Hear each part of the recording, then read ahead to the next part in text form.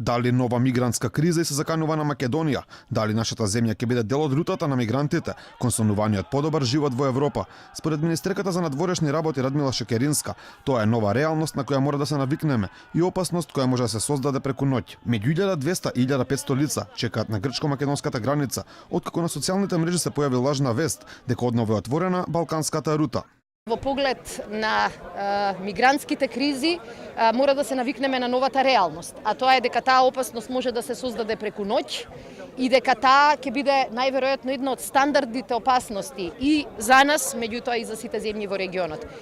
Видовте дека како резултат на лажни вести, еден дел од бегалците кои што биле стационирани во Грција помислеле дека балканската рута е отворена и заради тоа тргнаа и кон нашата граница.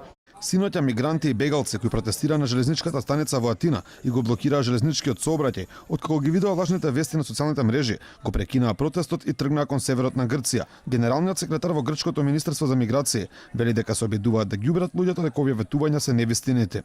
Во тек се напори да се убедат овие луѓе да сватат дека ветувањата и уверувањата што им беа дадени не се вистините. Тие може да изгубат повеќе отколку што се надеваат дека ќе ги добијат. Ние постојано ги информираме и веќе почнуваат да се повлекуваат.